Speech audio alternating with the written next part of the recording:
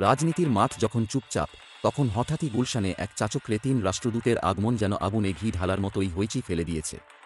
সাবের হোসেন চৌধুরীর বাসায় এক বিকেলের বুদ্ধিজীবী আড্ডা, যেখানে নরওয়ে, সুইডেন আর ডেনমার্কের রাষ্ট্রদূতেরা হাজির, আর সেই ছবি দেখে দেশের রাজনৈতিক বৃত্তে তৈরি হয়েছে মগজ ধোলাইয়ের মৌসুম।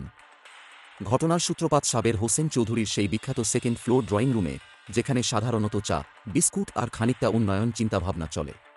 কিন্তু এবার নাকি সেখানে চাচিন্তা ছাড়িয়ে কূটনৈতিক ক্যারম খেলা হয়েছে।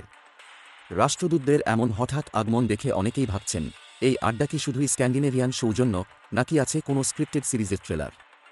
সাংবাদিকেরা বিষয়টা সরাসরি গিয়ে ঝালাই করলেন পররাষ্ট্র উপদেষ্টা মো. তৌহিদ হোসেনের কাছে।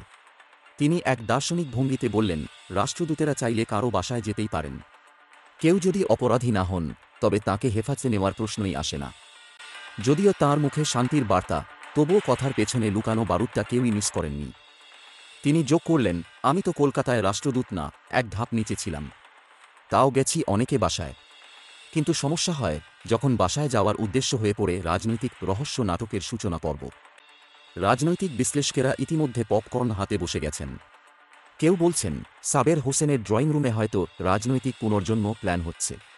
আবার কেউ মনে করছেন, রাষ্ট্রদূতেরা হঠাৎ চায়ের বদলে কফির স্বাদ নিতে গিয়ে কূটনৈতিক কাফকায়ান নাটকের জন্ম দিয়ে ফেলেছেন।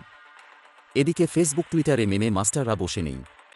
এক ভাই লিখেছেন, রাষ্ট্রদূতদের বাসাবিপ্লব শুরু, সাবের ভাই কি আবারও মন্ত্রী হবেন? আরেকজন তো বলেই ফেলেছে, নর্ডিক রাষ্ট্রদূতদের গুগল ম্যাপে ভুল লিঙ্ক গেছে, আসলে তাঁরা চায়ের দোকান খুঁজছিলেন। সব মিলিয়ে বিষয়টা এখন হয়ে উঠেছে একেবারে হটটি। যার চুমুকে জ্বলছে কূটনীতি, কাঁপছে রাজনীতি, আর ভাইরাল হচ্ছে ট্রোলতথ্য। আপাতদৃষ্টে নিছক চাচক্র, কিন্তু কে জানে, এই চায়ের কাপেই হয়তো বাংলাদেশের রাজনীতির নতুন ঢেউ উঠছে।